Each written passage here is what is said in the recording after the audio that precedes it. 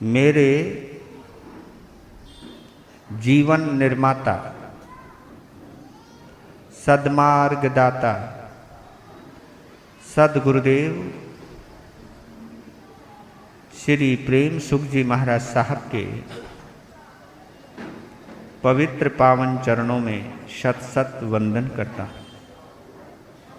धर्म प्रेमी बंधुओं, माताओं तथा बहनों, आप सभी का हार्दिक हार्दिक स्वागत करता हूँ।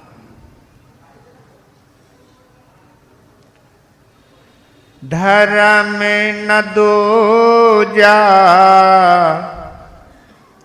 सत्य समाना,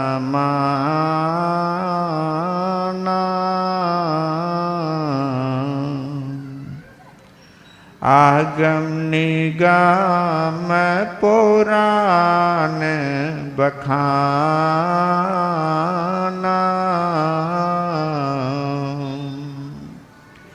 साच बराबर तप नहीं,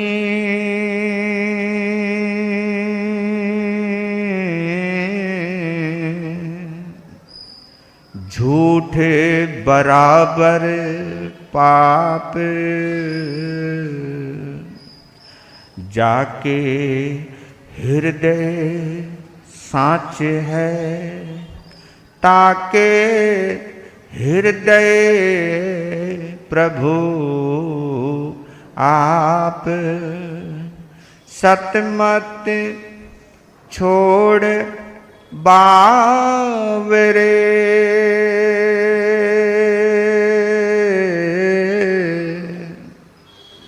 सत छोड़ा पत जाए, सत की बांधी लक्ष्मी, फिर मिलेगी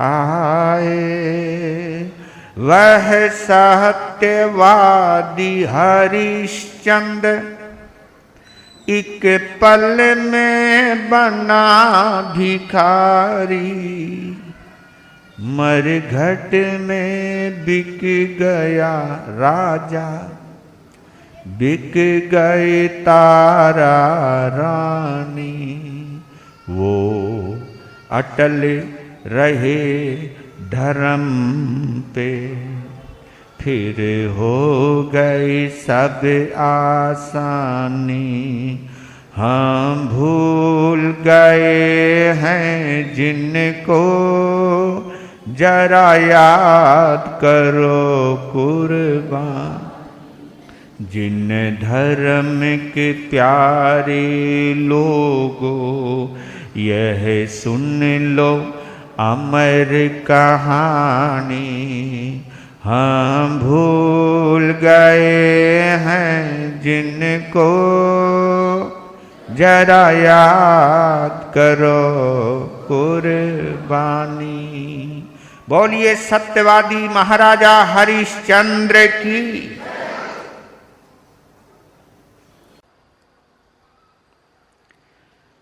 आप लोग कल सुन रहे थे, धीरे धीरे यह चरित्र अपने रंग में आने लगा है।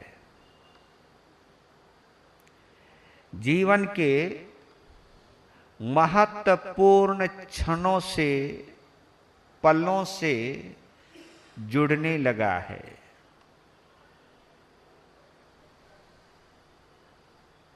परीक्षा प्रारंभ हो गई।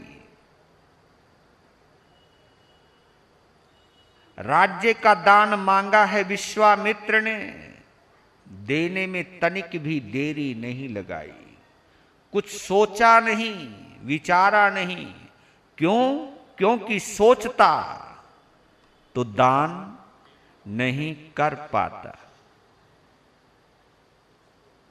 इसलिए तो कहता हूं, दान करते वक्त दिल का इस्तेमाल किया करो, दिमाग का नहीं।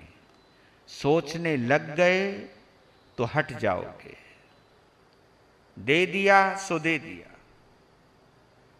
और जो दिल से दान देता है फिर वो पछताता नहीं, और दिल से दिया हुआ दान ही लगता है, दिल से दिया हुआ दान ही प्रभावी होता है।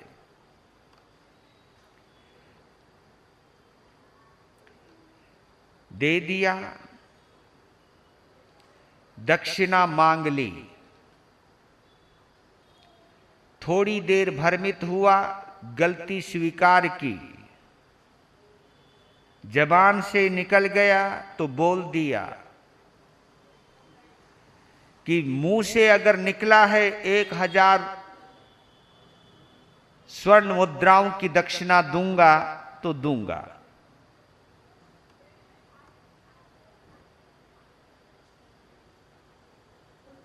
हरिश्चंद्र की इस बात पर मजाक सूझा विश्वामित्र को कि जब तेरे पास एक कौड़ी नहीं है तो देगा कहां से।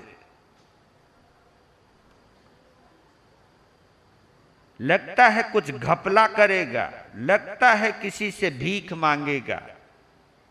तब कहा, नहीं गुरुदेव, आप अपने बच्चे को, अपने बालक को अच्छी तरह से पहचानते हो।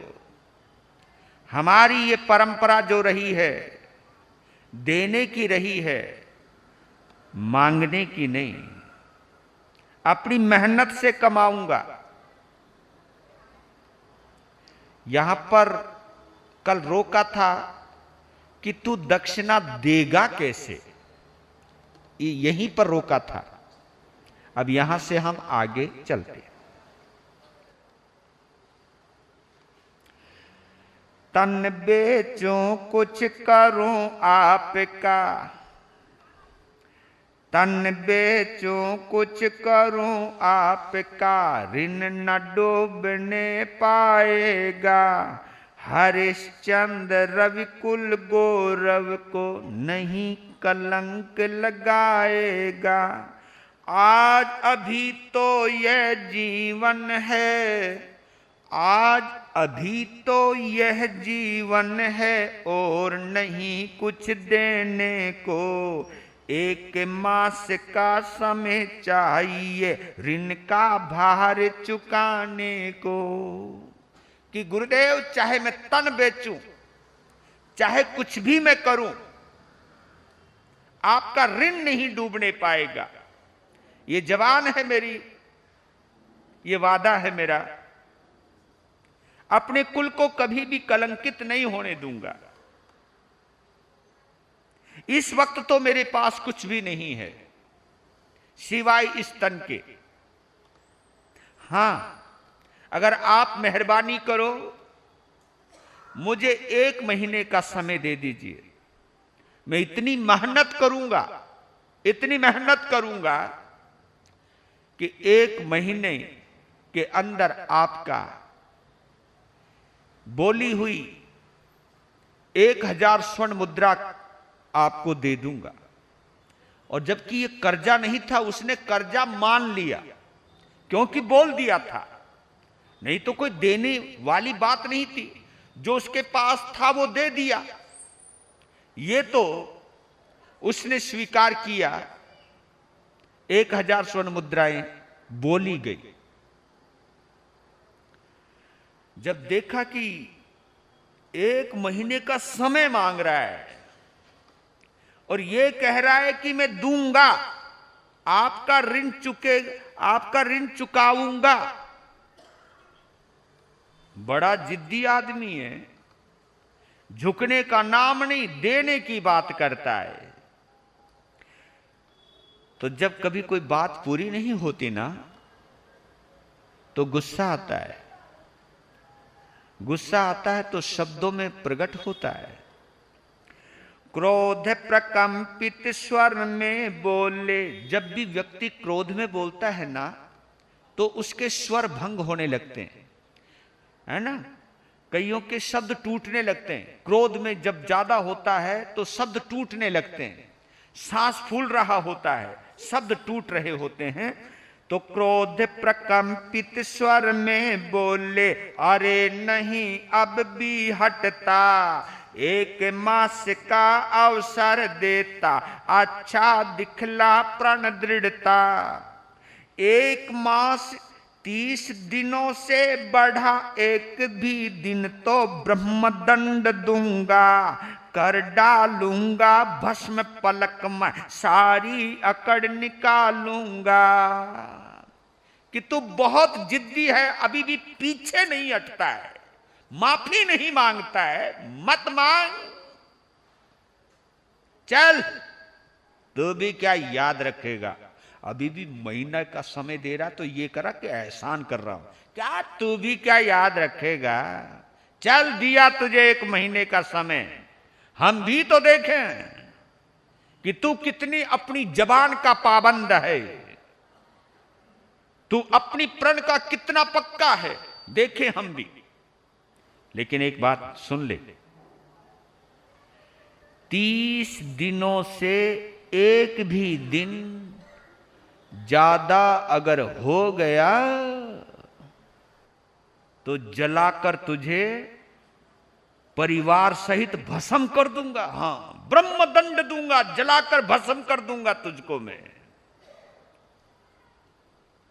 कहा कि ठीक है, ब्रह्मदंड से नहीं एक बस, ब्रह्मदंड से नहीं एक बस, सत्य दंड से डरता हूं, तन धन जीवन नश्वर है, पर वह नैष्की करता हूं, शिरोधार्य है आज्ञा ऋषिवर, पूर्णतया पालन होगी, चलता हूं अब ऋण शोधन में, देर नहीं कुछ भी होगी। कहा कि गुरुदेव, ब्रह्मदंड यानी मरने से नहीं डरता, डरता तो बस एक बात से हूं कि कहीं मैं अपनी जबान से फिर ना जाऊं, सत्य से गिर ना जाऊं, इसी बात से डरता हूं। ये तन, ये धन, ये जीवन सब नश्वर है, मेरा तन, मेरा धन, मेरा जीवन अगर सत्य के काम आ गया तो ही सार्थक है। गुरुदेव आपकी आज्ञा शिरोधार्य है, स्वीकार करता हूं और पालन भी करूंगा। अब चलता हूं गुरुदेव, कुछ जुगत भिड़ाता हूं, कुछ रास्ता निकालता हूं, जो बोला है उसे पूरा करने का। जैसे चलने लगा ना तो उसका हाथ पकड़ लिया, ओए रुक जरा, रुक रुक रुक,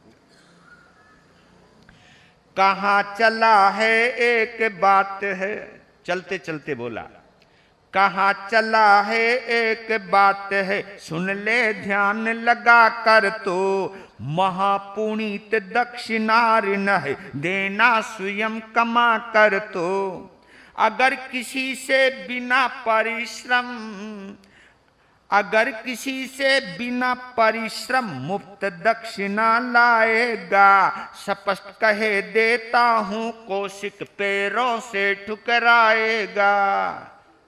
रुक जरा, सुन ले कान खोलकर, दक्षिणा दान से भी ज्यादा पवित्र होती है,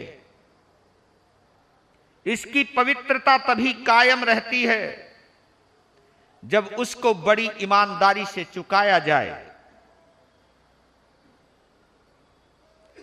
किसी से मांगना नहीं, मुफ्त में खुद कमा करके लाना, और मेरी नजर रहेगी तेरे ऊपर, क्योंकि इतनी नजर तो मेरे पास है, पूरा हिसाब किताब है मेरे पास। जहां कहीं भी थोड़ी सी भी गलती हो गई ना तो तेरी दक्षिणा को अपने पांव से ठोकर मार दूंगा, ये मेरी बात याद रखना। कहा कि हम तो अपनी भाषा में बोलते हैं तहत गुरुजी, जैसी आपकी आज्ञा। प्रभु आपका हरिश्चंद्र क्या मुफ्त दक्षिणा लाएगा, एक एक कोड़ी तक अपने बल से स्वयं कमाएगा, सूर्य वंश की गरिमा को अक्षुण्ण सर्वथा रखूंगा, आप रहे निश्चित दक्षिणा स्वयं कमा कर ही दूंगा। डरना नहीं, सोचना नहीं गुरुजी, विश्वास करो अपने बच्चे पर, अपनी मेहनत से और अपने परिश्रम से खुद दूंगा। अच्छा तो बस आज रहो, तीसरी आज्ञा दी है, अच्छा तो बस आज रहो, कल तुमको चल देना होगा। अच्छा तो बस आज रहो, कल तुमको चल देना होगा, रानी सुत को संग में लेकर कौशल तज देना होगा। केवल आज का दिन तेरे पास है, कल मुझे तू अयोध्या में नजर आना नहीं चाहिए, अयोध्या में नजर नहीं आना चाहिए। दिन छुपने से पहले अयोध्या से बाहर निकल जाना कल, और अपनी पत्नी को और अपने बच्चे को यहां से निकाल करके ले जाना, वो भी यहां नहीं रहेंगे महलों के अंदर। ये हिदायत है मेरी, ये मेरा आदेश है, इस आदेश का अक्षरशः पालन किया जाए। कहा कि जो आज्ञा, चल दिए। लीजिए, अब एक नजारा आ रहा है भावुकता वाला। पति पत्नी के प्रेम का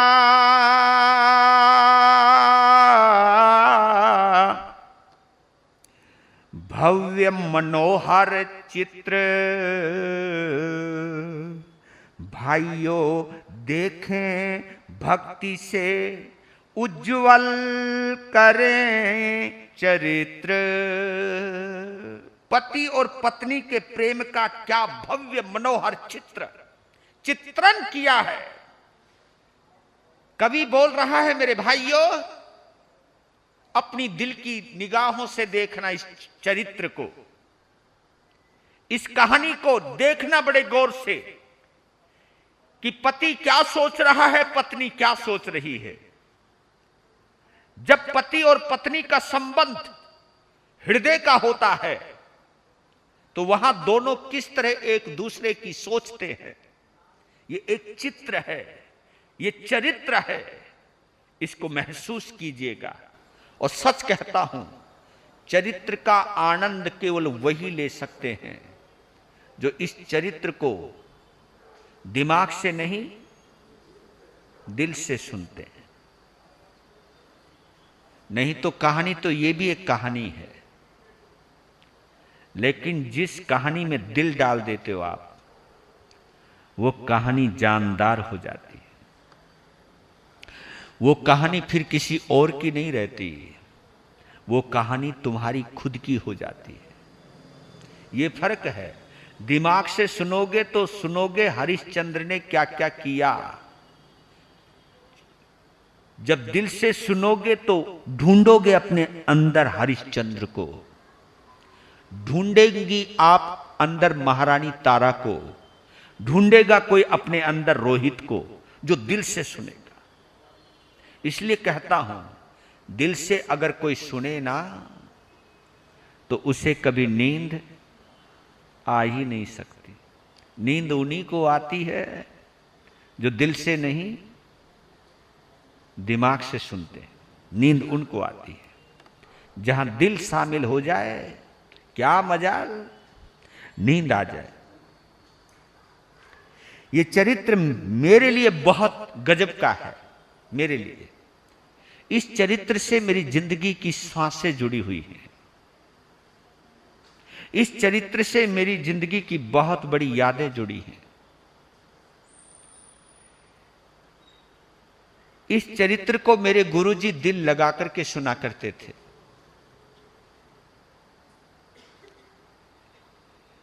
मेरे गुरुदेव मुझे प्रेरणा देते थे कि तू हरिश्चंद्र की कथा सुना। और जिस वक्त वो सुना करते थे तो उनकी आंखों से आंसू निकला करते थे। चरित्र को जब मैं सुना करके हटता था तो उनका एक हाथ मेरी कमर पर घूमा करता था और कहा करते थे, राम मजा आ गया। उनकी आंखों में आंसू होते थे, उनके हाथ में जो स्पर्श का जो प्रेम बरसता था वो मुझे बहुत याद आता है। उन हाथों के स्पर्श की जब मुझे स्मृति होती है तो मैं रोमांचित हो जाता हूं। और सच कहूं, ये चरित्र मैं आज भी अपने गुरुदेव के लिए ही सुनाता हूं। आप लोग सोचते हो मैं तुम्हारा मनोरंजन कर रहा हूं, नहीं, ये चरित्र मैं आज भी अपने गुरु के लिए सुनाता हूं। ये सोच के सुनाता हूं कि मेरे गुरु जी कहीं पर भी हों, इस चरित्र को सुनने के लिए वो जरूर आएंगे, वो अदृश्य रूप से रहकर के जरूर सुनेंगे। ये चरित्र मैं इसलिए सुनाता हूं क्योंकि मैंने एक एक शब्द पर अपने गुरु को रोते हुए देखा है और चरित्र में तल्लीन होकर के, डूब करके वो सुना करते थे। और प्रवचनों में मेरे गुरुजी खुद मेरे बराबर में बैठे बैठे सो जाते थे, लेकिन जब मैं हरिश्चंद्र सुनाता था तब वो कभी नहीं सोए, आज तक नहीं सोए। उस बात से मुझे अंदाजा लगा कि दिल से सुनने वाला कभी सोता नहीं है। कितनी भी थकावट क्यों ना हो, सुनने वाले की थकावट दूर हो जाती। ये दिल का चमत्कार है, ये हृदय का चमत्कार है।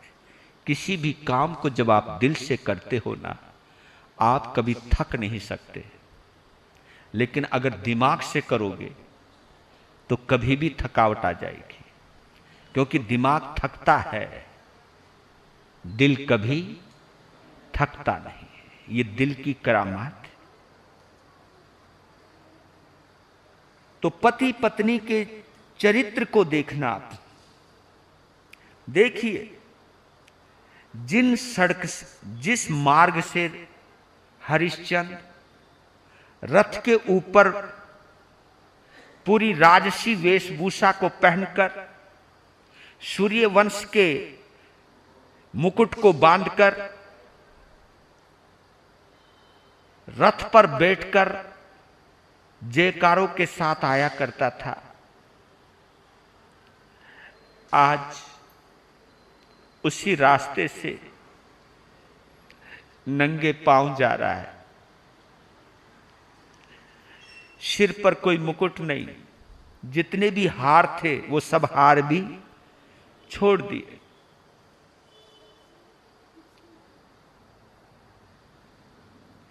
महल की तरफ बढ़ा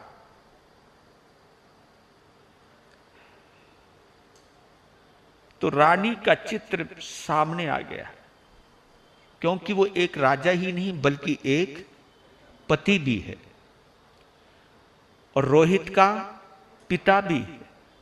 वो पिता भी है, वो पति भी है।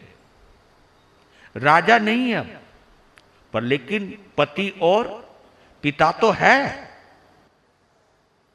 हरिश्चंद्र नृप स्वर्ण महल की और प्रेम से बढ़ते हैं, किंतु चित्त की स्थिति विचित्र है, पाव न आगे पढ़ते हैं। आंखों के आगे रह रह कर, आंखों के आगे रह रह कर तारा झलक दिखाती है।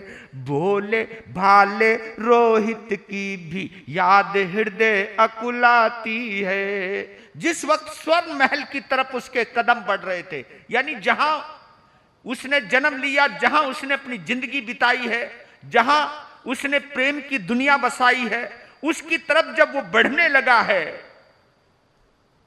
तो चित्त विचलित होने लगा। तारा की वो सूरत उसकी आंखों के आगे नाचने लगी। रोहित का वो भोला भाला चेहरा, उसकी मुस्कुराती हुई आंखें उसके सामने आने लगी। जैसी वो दोनों मां और पुत्र का चेहरा सामने आया तो पिता और पति का भाव पैदा हुआ। ऐसी अवस्था में क्या भाव पैदा होते हैं, सुनिए जरा। कौशिक को सर्वस्व दान दे दिया, कौशिक को सर्वस्व दान दे दिया, नहीं कुछ भी है चिंता, वज्र प्रकृति का बना हुआ हूं, क्या निज सुख दुख की चिंता। तारा रोहित को लेकिन निष्कारण संकट में डाला, मुझको अपना सत्य निभाना, ये क्यों भोगे दुख ज्वाला। विकट समस्या इन्हें कहां किसके आश्रय में छोड़ूंगा, सबसे बढ़कर मृदुल सने का बंधन कैसे तोड़ूंगा। कौशिक को मैंने सर्वस्व दान दे दिया, मुझे इस बात की कोई चिंता नहीं, कोई फिक्र नहीं, क्योंकि इतनी हिम्मत दी है मेरे अंदर कि अपने ऊपर मेरे ऊपर कितनी भी मुसीबत आ जाए, उसको मुस्कुराते हुए सहन करने की हिम्मत मेरे अंदर आज भी जिंदा है। लेकिन तारा और रोहित को तो मुसीबत में डाल ही दिया।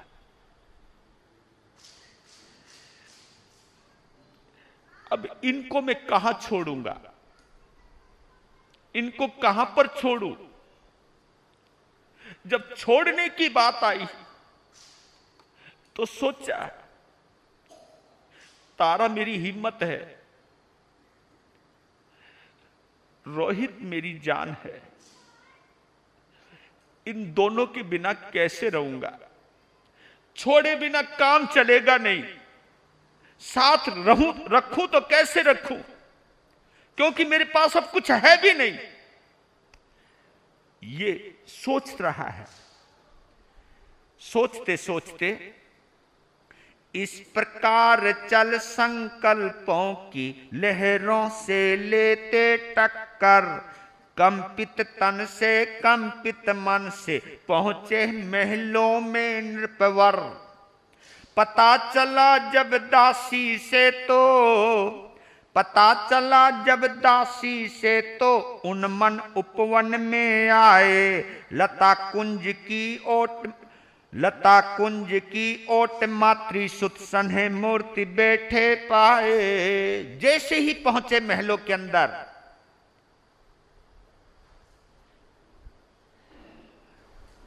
दासी ने आकर के कहा, महाराज, महारानी उद्यान में अपने बेटे रोहित के साथ गई है। ओ ठीक। महल के साथ ही उपवन था, महल से निकलकर उपवन में गए। एक लता कुंज था, झाड़ियां थी, झाड़ियों में बीच बीच में कुछ दरारें थी। उन दरारों में से झांक करके देखा हरिश्चंद्र ने कि एक पत्थर की शिला पर तारा और रोहित आमने सामने बैठे हुए हैं। दोनों मां और बेटे एक दूसरे की आंखों में आंखें डालकर कुछ बातें कर रहे हैं। ये क्या बोल रहे हैं, ये सुनने के लिए लता कुंज की ओट में खड़ा हो गया। जो बोल रहे हैं वो सुनने लगा। तो क्या बोला, तारा सुत को गोद लिए आनंद सिंधु में बहती है, रोहित की निर्द्वंद स्वर्ण सी मूर्ति खिला खिल हंसती है। शांत कांत एकांत स्थान में पूर्ण शांति थी सुखदानी, रोहित के प्रति खेल खेल में बोली सस्मित महारानी। कभी वो अपनी गोद में उसे लेटाती है, थपथपाती है, गुदगुदाती है, फिर उसे उठाकर के सामने बैठाती है, कभी उसके गाल खींचती है, कभी उसे प्यार करती है। अपनी माता के इस प्रेम भरे व्यवहार से वो बहुत प्रफुल्लित हो रहा है। वो कभी अपनी मां की बाहों में जकड़ करके उनको पकड़ लेता है, कभी मां को चूमता है। ये दृश्य देख रहा है अपनी आंखों से, और हो सकता है तुम्हें भी इस वक्त दिखाई दे रहा हो, तुम भी महसूस कर रहे हो। फिर सामने बैठाया और कहने लगी तारा। जब हंसी मजाक हो गई तब सामने कहा, सुन मेरी बात, बेटा तो है कौन और किस कुल का उज्जवल दीपक है, सूर्य वंश के महिमामय यश गौरव का समवर्धक है, हठी लालची अभिमानी, हठी लालची अभिमानी कटुभाषी तू न कभी बनना, वीर पिता के वीर पुत्र हो निर्भयता का पथ चुनना, कैसा अच्छा शोभित होगा रतन जड़ित सिंहासन पर, अपना यश परिमल फैलाना प्रजा प्रेम से पालन कर। क्योंकि 7 साल का हो गया है रोहित, तो सामने बैठा करके बोलने लगी है, मां तुझे पता है रोहित, तो किस कुल खानदान का चिराग है, दीपक है, कुल दीपक है तू केवल एक शरीर का पुतला नहीं है, तू एक जलता हुआ दीपक है जिसमें आशा का प्रकाश है। बेटा तूने सूर्य वंश में जन्म लिया है, और सूर्य वंश का वो इतिहास सुनाने लगी कि सूर्य वंश के कौन कौन से राजा हुए और उन राजाओं ने क्या क्या करिश्मा करके दिखाया, क्या क्या बलिदान देकर दिखाया।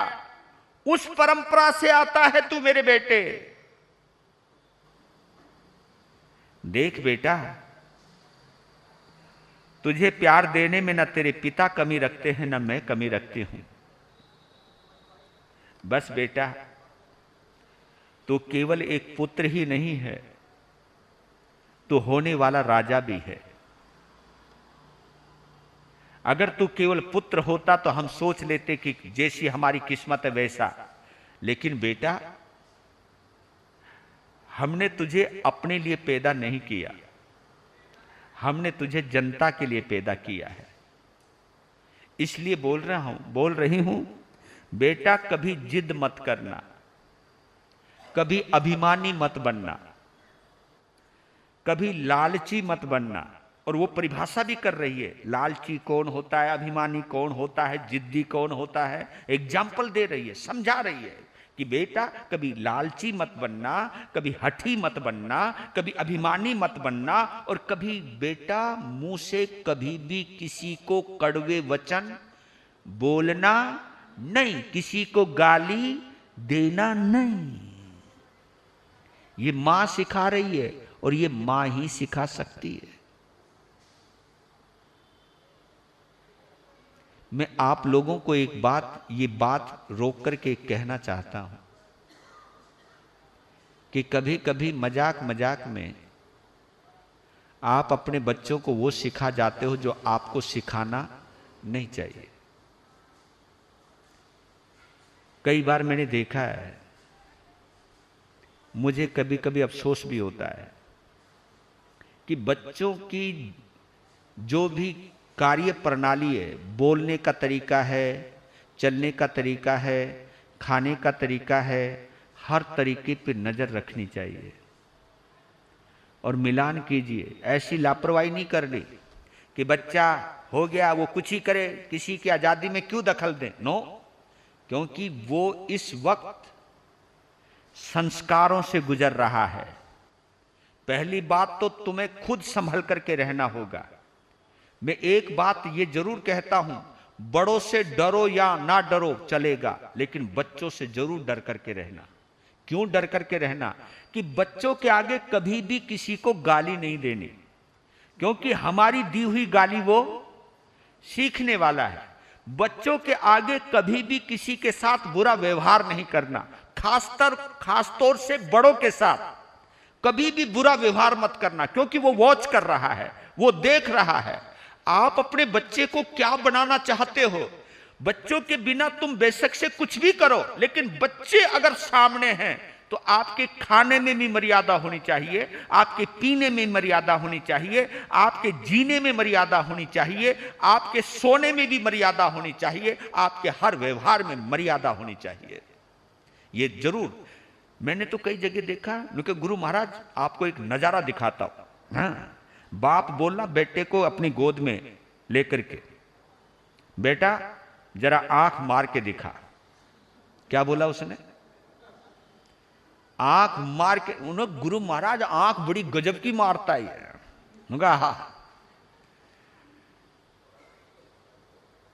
और जब वो आंख मारते थे तो सब हंसते और तालियां बजाते। मैं अफसोस में पड़ गया। मैंने कहा बड़ा होकर के मारेगा तो फिर तुम हमारे पास आओगे? उन्होंने मारो लड़को बिगड़ गए हो। एक दृश्य ऐसा देखा, बाप ने बेटे को कहा, छोटा सा बेटा होगा 2.5-3 साल का, जा अपनी मां की चुटिया पकड़ के हिला।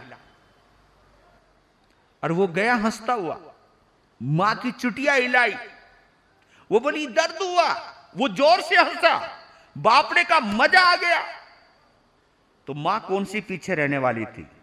उसने कहा बेटे बात सुन, तूने मेरी तो हिला दी, लेकिन एक बार मेरे कहने से, बेटा तुझे शाम को है ना मिठाई दूंगी, चॉकलेट दूंगी, मेरे कहने से एक बार अपने पापा के गाल पे जोर से थप्पड़ मार। बच्चे ने चॉकलेट के चक्कर में वो भी कर दिया। बाप बोला रे बहुत जोर से मारा तूने रे। बोला अभी तो मजाक में मार रही हो, है आगे बड़ा होकर के असलियत में मारेगा। ये हम क्या सिखाते हैं? बच्चों के तो खिलौनों पर भी नजर रखनी चाहिए। बच्चों को ऐसे खिलौने मत दीजिए जिसमें हिंसा के भाव जागृत हों। आप बच्चों के खेल के ऊपर नजर रखिए कि बच्चा खेल कौन सा खेल रहा है। इसलिए कह रहा हूं कि बच्चे की प्रथम पाठशाला बाहर नहीं होती, मां की गोद होती है और घर होता है। बच्चे को क्या बनाना है पहले डिसाइड कीजिए। लेकिन आप लोग तो मस्त हो ना अपने आप पे। अब तुम्हारा काम कहीं रुक ना जाए तो बच्चे को क्या दे देते हो आप? जल्दी बोलो। मोबाइल और वीडियो गेम। और बच्चा इतना चतुर हो चुका है, इतना चतुर हो चुका है। देखो कमाल की बात है, 1-1, 1.5 साल के बच्चे वो मोबाइल चला देते हैं जो तुम भी नहीं चला सकते हो। देव बुरा लगे तो माफ करना, लेकिन घर बचाना चाहता हूं आपका। बच्चों को मोबाइल से नहीं, मैं आपसे जोड़ना चाहता हूं। बच्चों को गेम्स से नहीं, क्योंकि आज बच्चे ऐसे ऐसे गेम खेलने लगे जो मारने वाले हैं। वीडियो गेम, और ऐसे ऐसे खतरनाक गेम आ चुके हैं वीडियो के अंदर, मोबाइल्स के अंदर। इतने खतरनाक गेम आ चुके हैं कि माँ बाप बोलते रह जाते हैं, बच्चा उनकी सुनने को तैयार नहीं रहता है। ये चीज यहां तक पहुंच गई है। और ये गेम कितने खतरनाक स्थिति तक जा चुके हैं वो आप लोग जानते हो। कई लोग परेशान हो गए हैं। कई देशों में तो गेम के ऊपर बैन लगाना शुरू कर दिया है। तो हमें यह सोचना है कि एक सीमा तक देखिए, जांचिए, परखिए। तो वो बोलने लगी कि देख बेटा, जिंदगी में कभी अभिमानी, कभी लालची, कभी क्रोधी और कभी कड़वा बोलने वाला मत बनना। मेरे बच्चे की कोई बुराई करे तो मेरे दिल को दर्द होगा मेरे लाल, मैं रोऊंगी। और ये कहते कहते जब रोने लगी, आहा, तब अपनी मां की आंख पूछते हुए रोहित ने कहा मां रो मत, मैं सच कहता हूं, मैं कभी हठी नहीं बनूंगा, ना मैं कभी अभिमानी बनूंगा, ना कभी किसी को बुरा बोलने वाला बनूंगा, ना मैं किसी को गाली देने वाला बनूंगा। मां तेरा मैं अच्छा बेटा बनूंगा। उसको एकदम कलेजे से लगाया, फिर सामने बैठाया और उसको देख करके कहने लगी कि बेटा उस दिन कितना अच्छा लगेगा ना, जब तू जवान हो जाएगा और सोने के सिंहासन पर स्वर्ण मुकुट पहनकर जो पोशाक तेरे पिता पहनते हैं, उस पोशाक में जब तू, कितना सुंदर लगेगा, मजा आ जाएगा। वो नजारा मैं जब सोचती हूं ना बेटा, रोमांचित हो जाती हूं। और ये शब्द किसके कानों में पड़ रहे हैं? राजा हरिश्चंद्र के कानों में पड़ रहे हैं। ये शब्द सुनते ही हरिश्चंद्र की आंखों से आंसू आने लगे। अपने आंसुओं को पूछने के लिए हाथ उठाया, हाथ लताओं से छू गया और वहां इतनी शांति थी, इतनी शांति थी, जिसको हम कहते हैं ना pin drop silence. Pin drop यानी सुई भी गिरे तो उसकी आवाज आए। तो इतनी प्रकृति शांत थी, इतनी प्रकृति शांत थी कि जैसे ही उनका हाथ ने लताओं को छुआ तो एकदम आवाज हुई और तारा ने देख लिया हरिश्चंद्र को।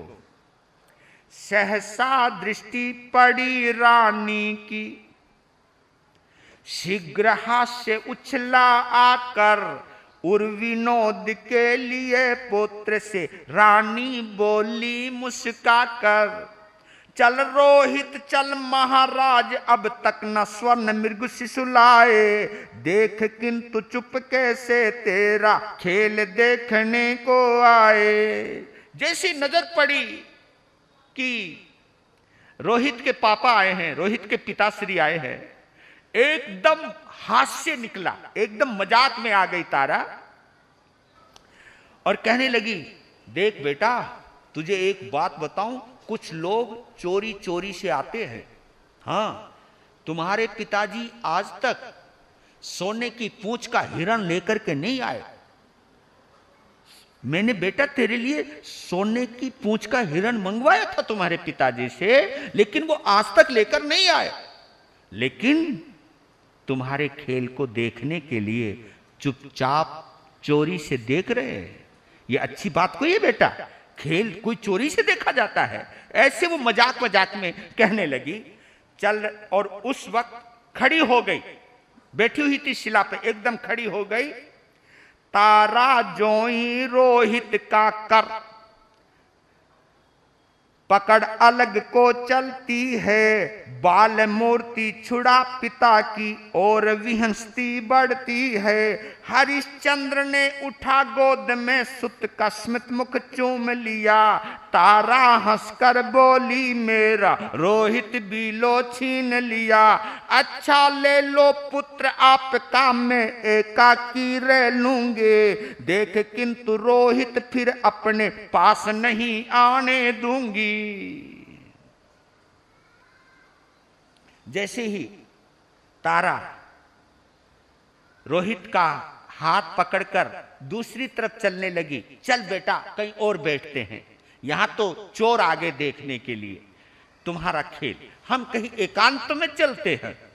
रोहित का हाथ पकड़ के चलने लगी तारा। तो रोहित हरिश्चंद्र बाहर आए और जैसे ही रोहित ने पिताजी को देखा, ओ मां का हाथ को दिया झटका, एकदम हाथ फैला करके दौड़ता हुआ अपने पिताजी कहता हुआ जैसे सामने दोएं बाहें फैला करके दौड़ करके आया और पांव से चिपट गया, रोहित को उठा लिया, उसका मुख चूमने लगा, अपनी छाती से लगा लिया, जोर से पकड़ लिया।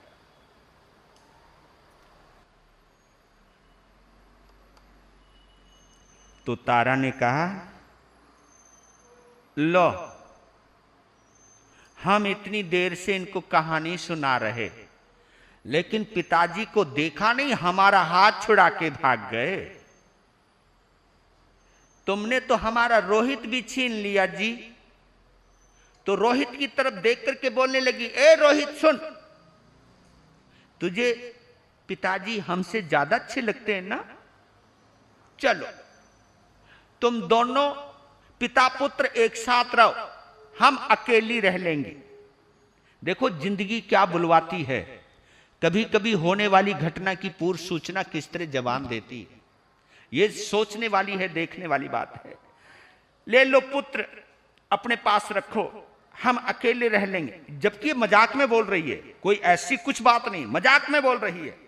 लेकिन रोहित एक बात पक्की है, मैं आगे से कभी भी तुझको अपने पास आने नहीं दूंगी, तुम रहो।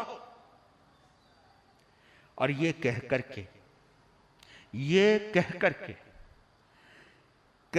कर यूं जब चली विहंसती, विद्युत रेखा सीतारा, भूपति कृत्रिम स्मित कर बोले, संचय कर निज बल सारा।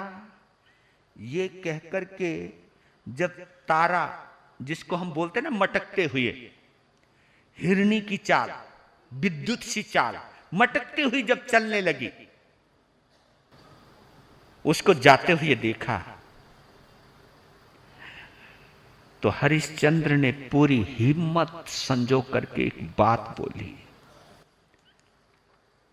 हां तारा तुम जाओ, अब तो तुम्हें अकेले रहना है। यह विनोद का समय नहीं, जो कुछ कहना सच कहना है।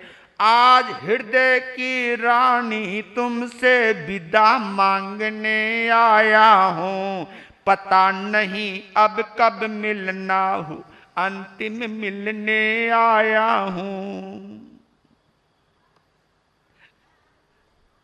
तूने सही कहा तारा, जा, अब तुझे अकेले ही रहना है। ये मजाक नहीं है तारा, मैं आज आखिरी बार तुमसे मिलने के लिए आया हूं। अब पता नहीं जिंदगी में कब मिलना होगा, मिलना भी होगा या नहीं होगा। ये शब्द सुनते ही जहां तारा चल रही थी वहीं की वहीं रुक गई। तारा स्तब्ध हुई, क्रीड़ा और कौतुक पल में नष्ट हुए। देखा पति के मुखमंडल पर ग्लानि भाव स्पष्ट हुए।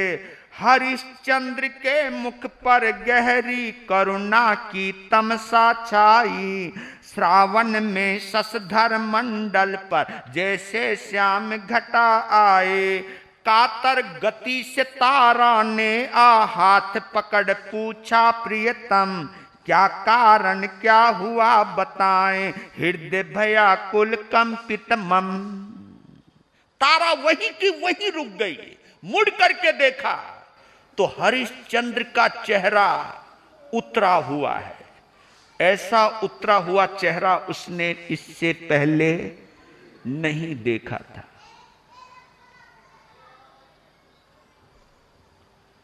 मजाक खत्म, दौड़ के आई, पति का हाथ पकड़ा, आंखों में आंखें डाली, उनकी आंखों में कुछ ढूंढने लगी तारा। क्या हुआ?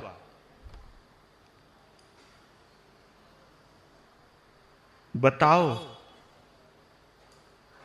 मेरा दिल डरने लग रहा है, क्योंकि ऐसा चेहरा मैंने आज तक नहीं देखा आपका। बात क्या है? अब उस बात को कहने की हिम्मत कैसे जुटाए, पर लेकिन सोचा बताना तो पड़ेगा। रानी बस क्या सुनकर लोगी, तुम न सहन कर पाओगी। इस अनर्थ का सूत्रपात भर सुनते ही डर जाओगी। क्या सुनोगी तारा? नहीं सुन पाओगी, नहीं सहन कर पाओगी। अगर थोड़ी सी शुरुआत में बोलूंगा तो भी डर जाओगी तुम। तो इस बात को सुनकर के और कंपित और कांपने लग गई, और डर लगा कि मामला बहुत गंभीर है। पर लेकिन अपने पति की हिम्मत बढ़ने के लिए अपने डर को चेहरे से गायब कर दिया। ये कला है एक नारी की। अपने पति के उतरे हुए चेहरे को देखकर खुद का चेहरा नहीं उतरने दिया।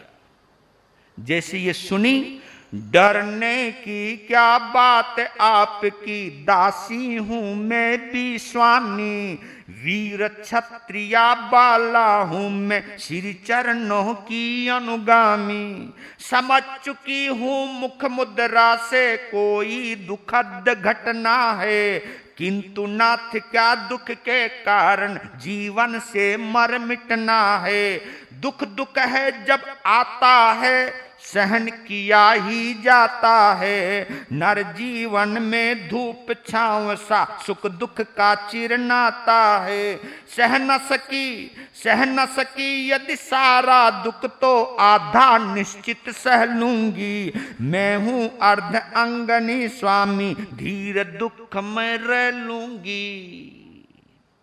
जब ये कहा ना तू सहन नहीं कर पाएगी, कौन कहता सहन नहीं कर पाऊंगी? मैं आपकी पत्नी हूं, मैं आपकी रानी हूं। जिस खानदान में तुमने जन्म लिया है क्षत्रिय घराने में, उस खानदान के अंदर मैंने भी जन्म लिया है, मैं भी क्षत्रिय हूं। समझ तो चुकी हूं कि कोई मामला गंभीर है, पर लेकिन मेरे स्वामी तुमसे एक बात कहना चाहती हूं, दुख को कभी भी अपने सिर पर हावी मत होने दो, क्योंकि दुख के बारे में जितना सोचोगे या दुख को जितना अपने ऊपर हावी या प्रभावी होने दोगे तो आप टूट जाओगे। दुख को सहजता से लीजिए। उसी तरह से जब हम सुख भोगते हैं तब हम मस्त रहते हैं, तो दुख होता तो घबराते क्यों हैं? स्वामी, जिनके लिए सुख महत्वपूर्ण होता है वही दुखों से घबराया करते हैं, और जो क्षत्रिय होते हैं वो सुख और दुख में समान रहते हैं। घबराने की जरूरत नहीं। दुख आया है, सहन करेंगे। मैं पूरा सहन नहीं कर पाई, कोई बात नहीं, आधा तो सहन करूंगी, क्योंकि तुम्हारी पत्नी हूं, क्योंकि तुम्हारी अर्धांगनी हूं। अर्धांगनी का मतलब यही होता है कि आधा अंग आप हो तो आधा अंग हम हैं। अर्धांगनी हूं मैं आपकी। आप टेंशन मत लो। बताओ बात क्या है? देखो क्या माहौल बनाया है, नहीं तो तारा माथा पकड़ के बैठ जाती, रोने लगे, हाय बर्बाद हो गए तुम्हारे चेहरे से। पर लेकिन तारा ने यह सोचा, मुझे अपनी पति की हिम्मत बनना है, उनकी कमजोरी उनकी ताकत बननी है, कमजोरी नहीं। ये चिंतन आप लोग भी किया करो। कोई भी कष्ट आए, हिम्मत बनने की कोशिश करो, कमजोरी बनने की नहीं। ताकत बनने की कोशिश करो, कमजोरी बनने की नहीं। आप बोलो क्या बात है? तारा तुझसे कहां छिपाऊं, तो साथिन है जीवन की, ब्याह काल से जुड़ी हुई है कड़ियां अचल युगल मन की। कौशिक ऋषि ने आज सभा में, कौशिक ऋषि ने आज सभा में राज्य दान मुझसे मांगा। मैंने भी कर्तव्य विवश सर्वस्व उसी क्षण में त्यागा। तारा कुछ भी कहो त्वरा में ध्यान नहीं आया तेरा। रोहित से सुत को भी भूला, आघरे ने मन को घेरा। कहा कि मैं तेरे से छुपा करके भी नहीं छुपा सकता हूं। ब्याह काल से, जिस दिन से तुमसे मेरा विवाह हुआ है तब से शरीर दो हैं, जान एक बना करके रहा हूं मैं आपसे हमेशा, कुछ छुपाया नहीं। अब क्या छुपाऊंगा? बात ऐसी है तारा, आज स्वयं विश्वामित्र राजसभा में आए थे और उन्होंने हमसे ये कहा कि हमको तुम्हारा राज्य चाहिए। अब क्षत्रिय के सामने कोई मांगे उसे ना दे, ये तो हमारा धर्म इजाजत नहीं देता ना। मैंने तारा उनके मांगने पर तुरंत सब कुछ दे दिया, सब कुछ दे दिया। देते वक्त मुझे केवल विश्वामित्र जी दिखाई दे रहे थे, उस वक्त तुम मुझे दिखाई नहीं दी, उस वक्त रोहित भी नजर नहीं आया। बस तारा हिम्मत रखना, बस इतना सुनते ही तारा की जगह तुम होते तो क्या करते? सच बोलना।